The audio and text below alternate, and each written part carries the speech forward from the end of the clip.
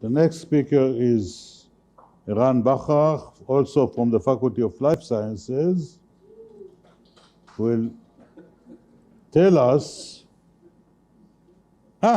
worked on the first attempt about the discovery of emerging viruses in aquaculture. Eran. Thank you very much for the invitation. Still good morning. And so my name is Eran, as you said, and I'm going to be a little bit an outsider here in the kingdom of the antibodies. But I'm a molecular biologist, and I work on usually on human or mammals, viruses of humans and mammals. But today I'm going to talk about a twist in our research. And it relates to viruses of aquaculture, and I would say that viruses of animals are, pandemics. When you talk about pandemics, you always think about humans, but of course it happens also in animals, and it has perhaps two major important consequences on humans. One is that they are a source of zoonotic diseases, and the other is that they threaten the food security of humans. And today I'll talk about mainly about the discovery of one virus that I'll describe in most of my lecture, but then I'll mention a little bit another one or two that we discovered. So this story was studied by Rima Buras, a former PhD student in my lab and now doing postdoc in Chicago, and Jafet Esther Kimbo Tzofak, another PhD student now is working in Germany, and it was also assisted by Dr. Rachel Zamustiano, my lab manager, and Dr. Daniela Ben Meir, lab manager of Tal Pupo, a friend and colleague. And of course, Professor Marcelo Ehrlich is another friend and colleague who helped us in many aspects of this project. So the story begins with another friend and colleague, Dr. Avi Eldar from the Kimron Veterinary Institute, who came to me, approached me like, 10 years ago or more. And he said, listen, there is something wrong going in the Sea of Galilee, in Lake Kinneret. There are many, many dead tilapia, amnun, mushed. And over the time, he noticed also that this kind of disease spread into commercial pond of the northern kibbutzim. And you can see on the left an example for this, such a commercial pond. You can see many dead tilapia. And interestingly, these commercial ponds usually are habited by all kinds of different fish species, but only the tilapia were affected. And next to it, you can see a fish that was caught in the Lake of Galilee, and you can see that it has a blind eye. It's a possible sign for brain damage because the eye and the brain are connected.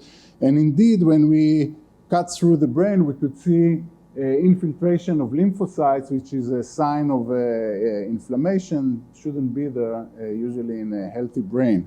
And the fish had all kinds of other, they had bloodsheds on their skin erosions, and they have blood, kidney congestion in their kidneys. In the same year when we published this first observation, there was another paper by Hugh Ferguson, who is a famous fish pathologist. I know it's a remote world from us, but he's a famous guy. And he reported about an outbreak of disease in commercial tilapia in Ecuador, in South America. And he could show very clearly that in the necrotic liver, you can see syncytial formation. And both Hugh Ferguson and Avi Eldar, each one of them suspected that it is of a viral origin, but they couldn't get any hint what it was. Avi actually sent many samples to references lab all across the world, and no one could identify any defined virus or other pathogen that can cause these things. So he approached me and said, can I help the poor farmers? And we started to a journey, a long one. And what we did was we started with the old-fashioned virological approaches. We took the brains of the diseased fish, incubate them with many kinds of fish cultures. I started to have fish cultures in my lab. And what we eventually we succeeded together with Avi, we saw, for example, a line called D11, it doesn't really matter, that forms naive ones, has a very nice monolayer, but once we incubate them with the brains of the disease fish, we could see a CPE or cytopatic effect, this like of holes in the monolayer, and we could also recapitulate it by forming primary brain cells. You can see they have this kind of a cobblestone appearance, but once we incubate them with these diseased organs, we started to see CPE, dead cells, and eventually we were able to isolate the virus that replicated in these cultures. And I won't get into all the details and how we proved that it is a virus, but for example, we could filter it through, 0.2 micron filters, and it was infectious. So we named the agent tilapia lake virus. It was vague. We didn't want to connect our beloved Kinneret with bad things. So this is a virus, tilapia lake virus. Now I should say that since so what we did also, we fulfilled, I would say, Koch postulates by injecting the supernatants from these infected D11 cultures into groups of fish. And you can see that the IP-injected cells had a high mortality, more exceeding 70%. And not only this, but other group of fish that were cohabited but didn't physically contact this group also got sick and died to high numbers, proving that the agent could transfer through the water.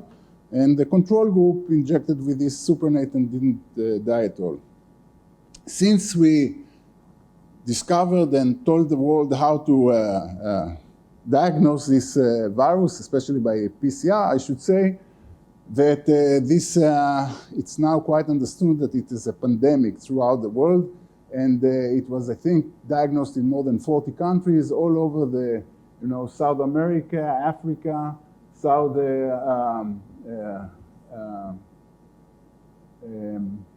Asia, and it's actually in all these warm places where tilapia is grown.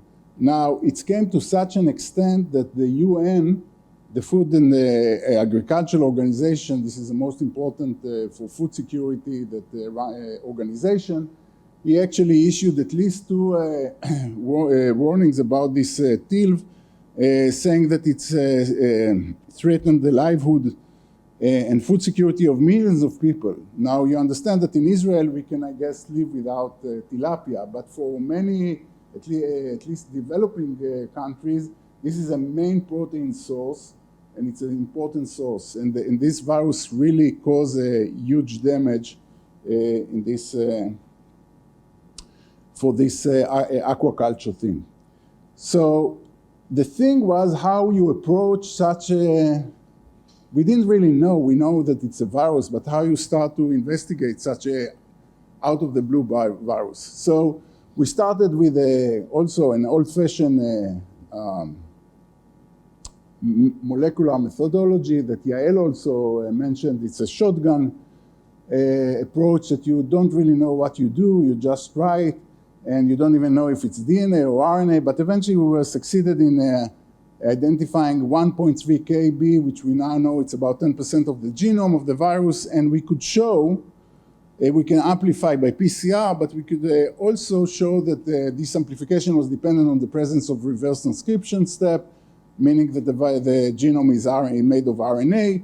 The reaction, this amplification was sensitive to RNase1, saying that the genome is made of single-stranded RNA.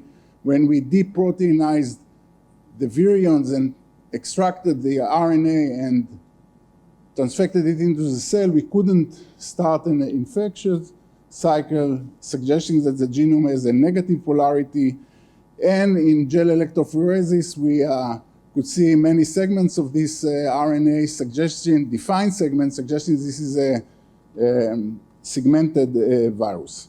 Together with Professor Ian Lipkin, who is a very known researcher from Columbia University, is a guy that is famous for discovering many pathogens, all kinds of pathogens, bacteria, viruses, fungi. So he was interested in our work and he approached us, and together we were able to, after maybe 3 years, to assemble the entire genome. He was very tacky in the beginning. He said, oh, just send me 6 samples, 3 uninfected and 3 infected fish, and I'll give it to you in a few months. But it's very hard to do these things, apparently, when you don't have any reference genome and the virus is really out of the blue, as I said, new, and you don't have anything about it. Actually, the 1.3 kb that we eventually succeed to fish out. So this was very helpful to him to start decoding the entire genome, and eventually we were able to get this like highly complex genome. It's 10 segments of RNA. Each one of them encodes at least one major open reading frame, and the sequence of all 10s had a kind of homology sequence at the end, suggesting an organization similar to influenza viruses. So we thought that this virus actually is a new member of the big orthomyxovirus family, and also something that helped us deciding it was that the largest segment putatively encode a subunit of polymerase with a very weak homology to the influenza type C subunits, or PB1 subunit of the polymerase. Now this is really very weak homology, which we couldn't saw it by running it in all kinds of programs, bioinformatics program, and I actually had to gaze in the sequence in order to find these motifs, which is not really surprising in the sense that all polymerases have these kinds of motifs that define them as polymerases.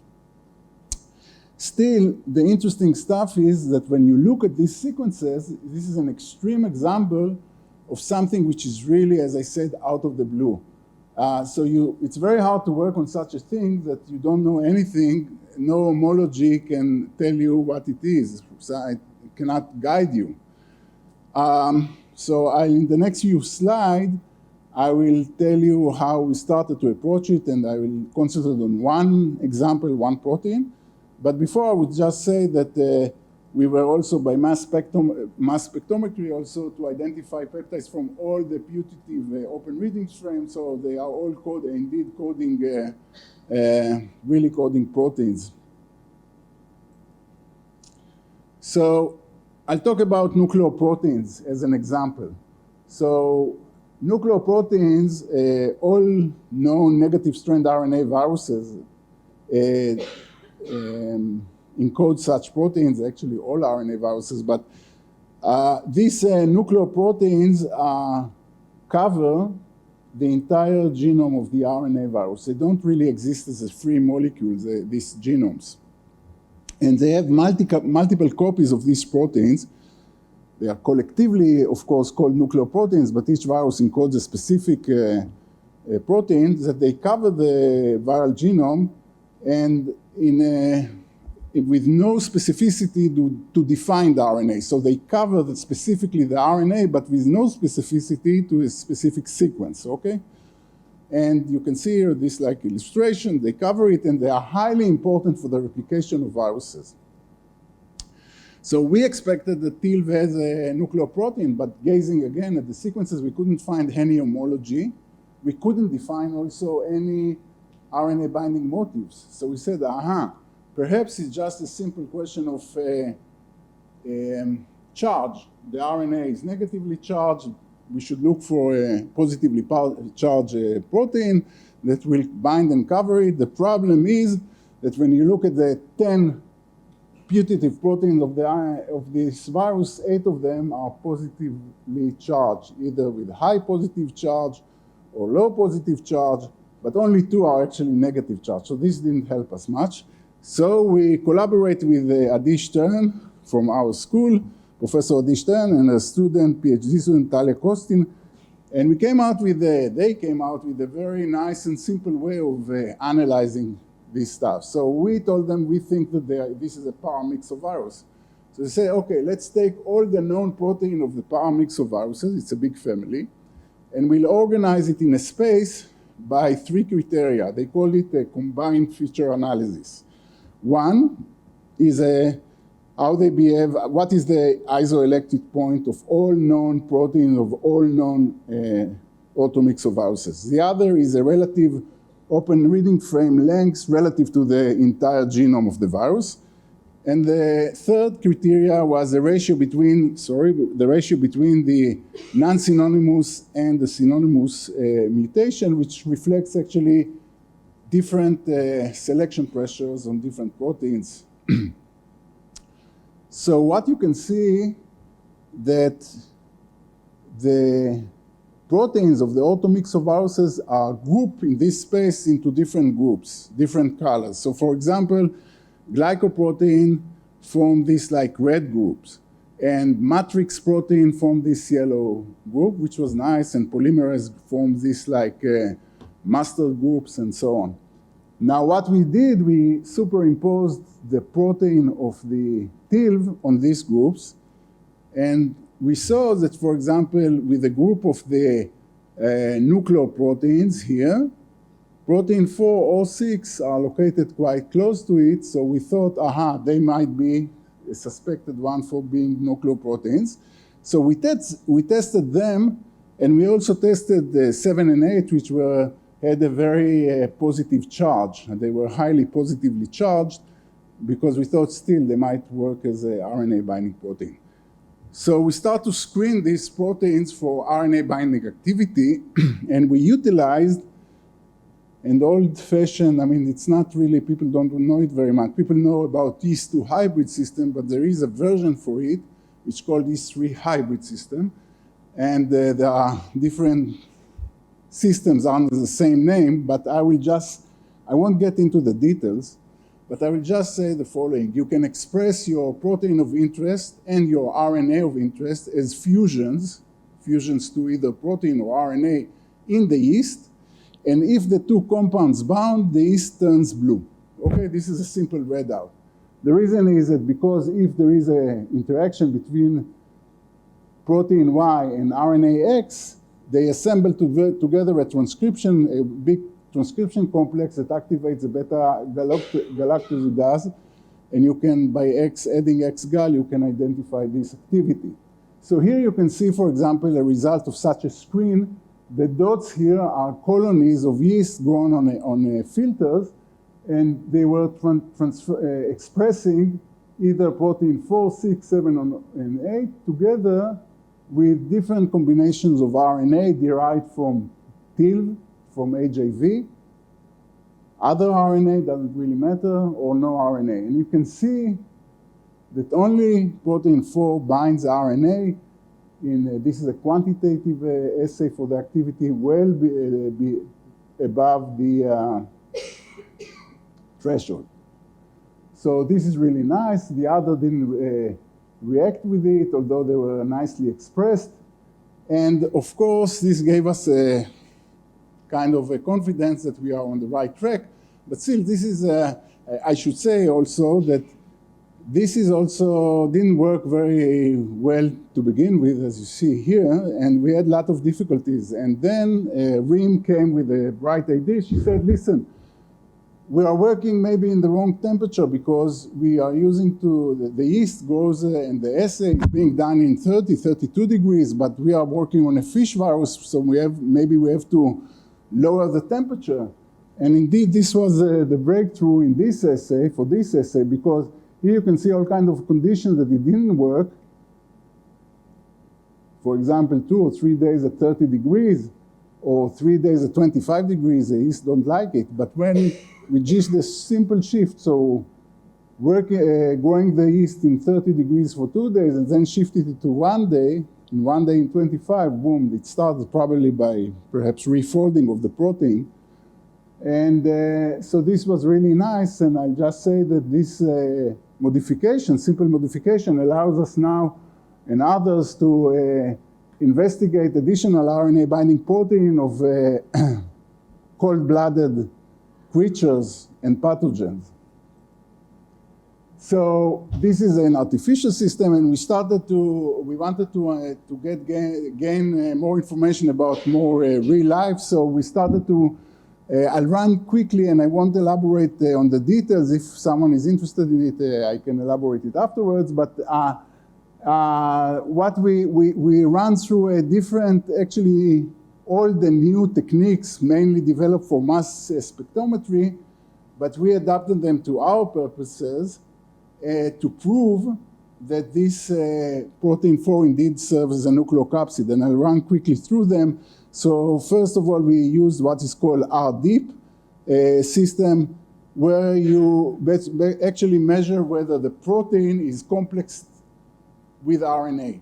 So we develop antibodies against the proteins, and we run extracts of infected cells into sucrose gradients, and the nature of protein that is in a complex with RNA is that it can go through, it can penetrate the sucrose gradient into the heavy fractions, and you can see it. And another behavior of such an RNA binding protein is that if you treat the complexes with RNase A, before you run it through the sucrose gradient, you get a left shift or RNA dependent shift, and you can see it very nicely here. We could also extract it from this kind of fractions, the RNPs, and run EM microscopy with the antibodies using secondary antibody conjugated to gold particles. And you can see that the protein aligns with these kinds of linear forms, highly reminiscent of what was reported for influenza virus. These are RNPs of the virus, we believe. We ran another to test whether the protein binds directly the RNA. We used UV cross-linking techniques. I won't get into, it's again relatively a nice technique, XRNX it's called, but I'll just show you without getting into the details that the protein formed with the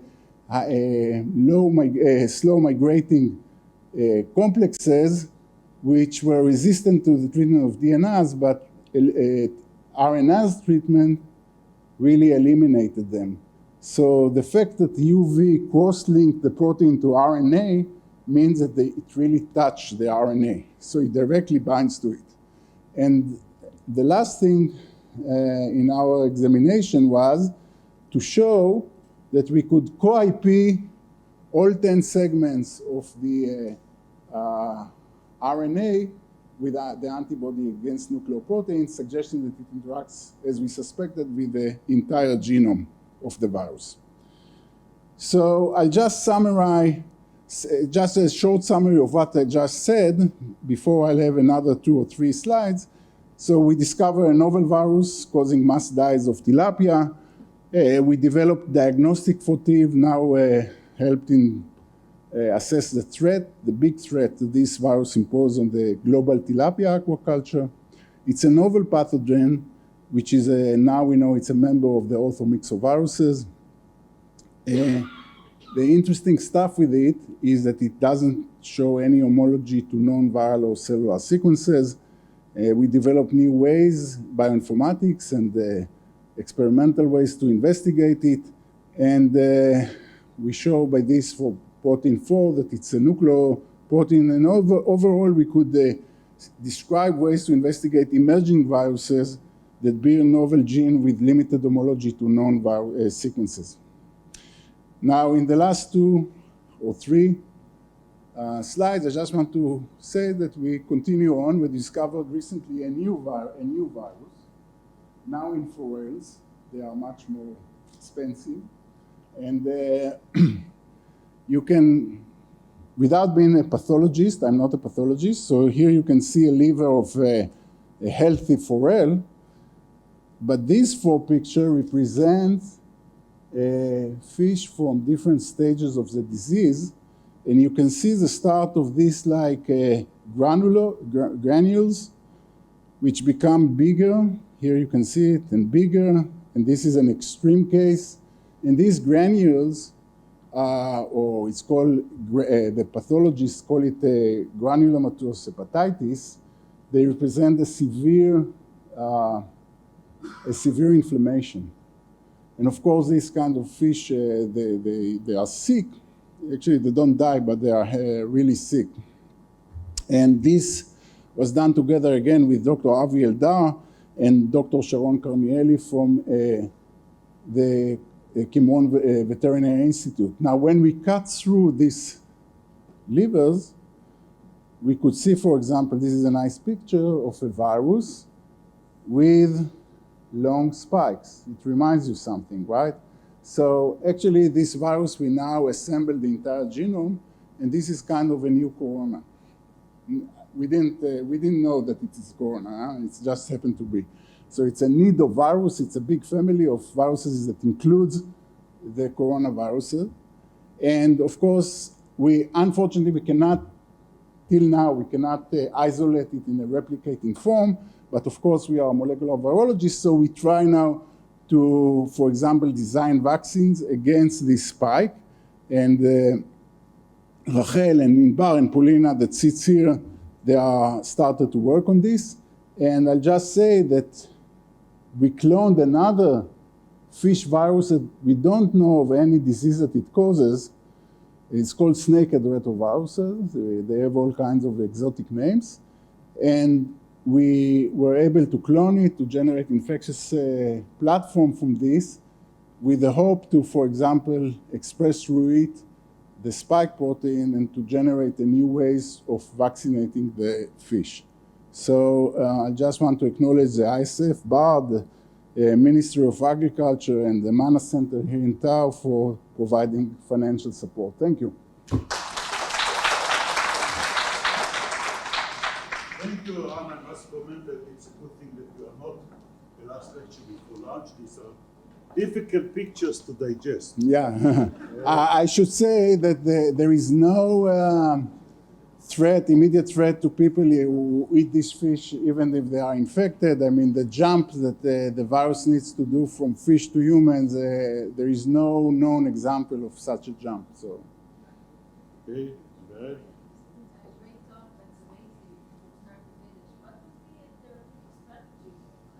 What would be the vaccination strategy?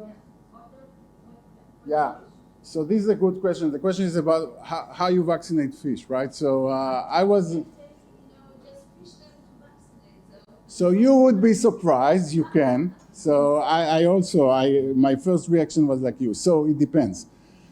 Tilapia is a cheap fish. It's a very important fish. It's the second most, I think, in the aquaculture is a big industry, but it's a cheap fish. So no one will inject it, right? So we think actually that the way to do it, and we already developed attenuated strains, and we sold it to commercial companies, and this is one way to vaccinate. It has the problems of regulations, but still, we achieved a quite nice protection with it, more than 95%.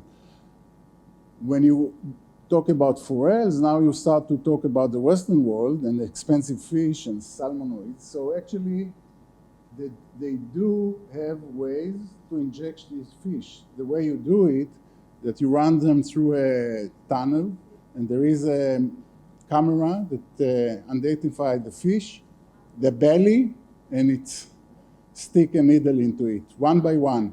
And they do it also in some places also for tilapia. Mm-hmm.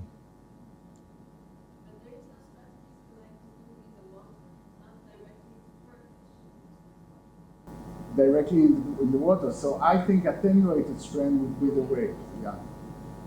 But again, it depends on the regulation. What do you know about the mechanism of infection? The mechanism of infection. So we learned it with TILV. So we know that it goes through the endocytic pathway in a dynamine-dependent way, but it's different from the influenza.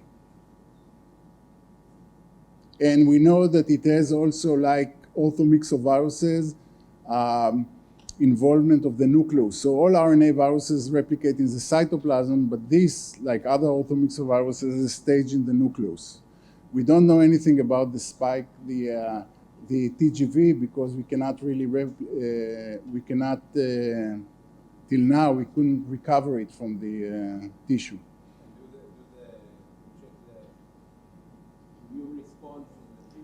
So now we are collaborating with a fish immunologist in the US to at least for this